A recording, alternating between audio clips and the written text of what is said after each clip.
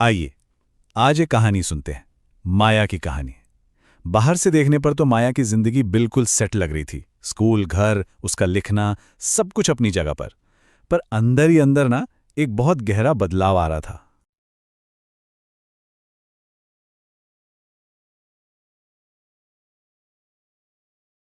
और यह बदलाव जुड़ा था एक शब्द से, सीमा। अब देखिए, सीमा का मतलब कोई दीवार खड़ी करना नहीं होता जो लोगों को दूर कर दे। नहीं, ये तो वो जरूरी लाइन है जो हमें खुद को खोने से बचाती है। ये कहानी बस उसी एक लाइन को खींचने की है। तो माया ने अपनी जिंदगी में एक नया बैलेंस, एक नया संतुलन बना लिया था। सब कुछ अपनी रफ्तार से ठीक ठाक चल रहा था। पर जैसा कि होता है, जिंदगी हमेशा हमें परखती है ना? और माया की ये परख हुई एक ही हफ्ते में आए 3 फोन कॉल से। 3 एकदम नए मौके, जो उसके इस नए, बड़ी मुश्किल से बनाए संतुलन को हिलाने वाले थे। और ये मौके कोई छोटे-मोटे नहीं थे, बहुत ही शानदार थे। सोचिए, एक लोकल न्यूज़पेपर में हर हफ्ते एक कॉलम लिखने का ऑफर, फिर एक एनजीओ की वर्कशॉप में पूरे दिन बोलने का इनविटेशन, और तीसरा, एक स्कूल में बच्चों के साथ शनिवार को स्टोरी टेलिंग सेशन। मतलब ये सब कुछ वो था जो माया हमेशा से करना चाहती थी। अब यहीं पर माया के 2 रूप सामने आते हैं।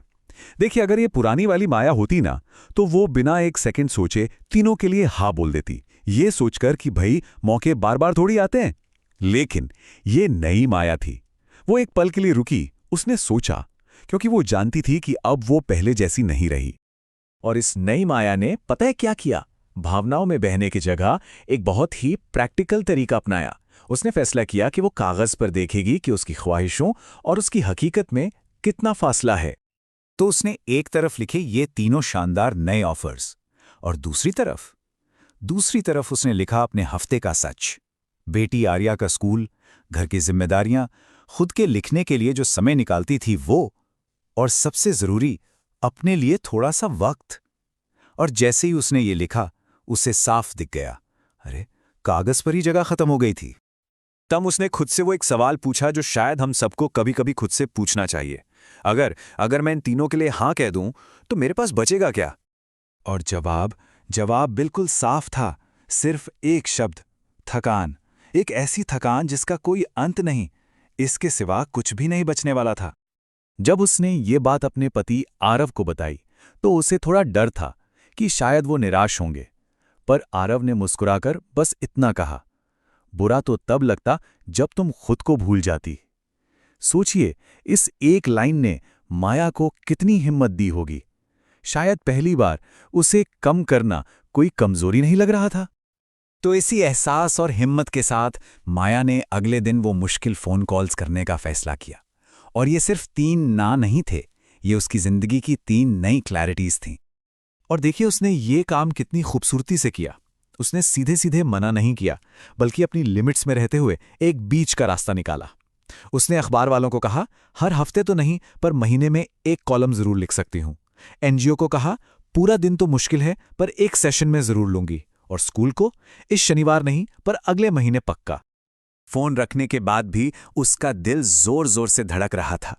मन में एक डर था, लेकिन जो असलियत सामने आई वो उस डर से बिल्कुल अलग थी। और ये डर लगना बहुत स्वाभाविक भी है। ना कहना आसान थोड़ी होता है, खासकर हमारे समाज में, जहां औरतों को हमेशा से सिखाया गया है कि एडजस्ट करो। तो डर क्या था? डर ये था कि लोग बुरा मान जाएंगे, निराश होंगे, शायद दोबारा कभी पूछेंगे भी नहीं। पर असलियत क्या थी? असलियत ये थी कि सबने उसकी बात को समझा। अखबार से जवाब आया, कोई बात नहीं, आपकी शर्त मंजूर है। एनजीओ ने कहा, अरे एक सेशन भी हमारे लिए बहुत है।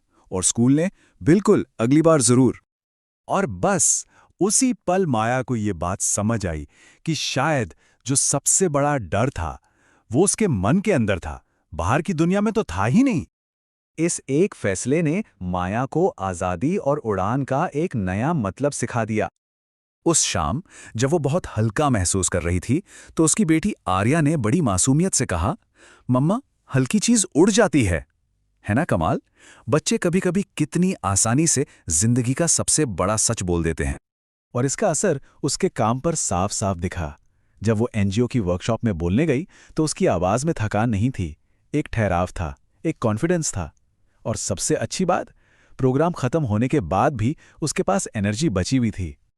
वहां वर्कशॉप में मौजूद औरतों से उसने कहा, हम सब कुछ बनना चाहती हैं, एक अच्छी माँ, एक अच्छी बहू, एक अच्छी प्रोफेशनल, पर एक अच्छा इंसान बनने के लिए ना हमें कभी-कभी ना कहना भी सीखना पड़ता है। और उसकी इस बात पर पूरे हॉल में एक खामोशी छा गई, वो खामोशी जो बताती है कि हर कोई इस बात से कनेक्ट कर पाया। उस रात उसने अपनी डायरी में इस पूरे सफर का निचोड़ लिखा। पहली बात उसने लिखी, ना कहना रिश्तों को तोड़ता नहीं है, बल्कि ना कहना हमें खुद से जोड़ता है। और दूसरी, और शायद सबसे जरूरी बात, जब मैंने अपनी सीमाएं बनाईं तभी मेरी उड़ान सुरक्षित हुई। सोचिए इस बारे में, बिना बाउंड्री के आज़ादी खतरनाक हो सकती है, लेकिन सीमाओं के साथ उड़ान सेफ भी होती है और ऊंची भी। तो यहाँ जो सबसे बड़ी बात समझने वाली है वो ये है कि हर बार हाँ कह देना हिम्मत की निशानी नहीं होती, और हर बार ना कह देना स्वार्थ नहीं होता। हमने इन शब्दों को जो मतलब दे रखे हैं ना, उन्हें फिर से देखने की जरूरत है। और अंत में शायद यही सबसे बड़ी सीख है इस कहानी की, कि कभी-कभी ना कहना ही खुद के साथ की गई सबसे ईमानदार बातचीत होती है।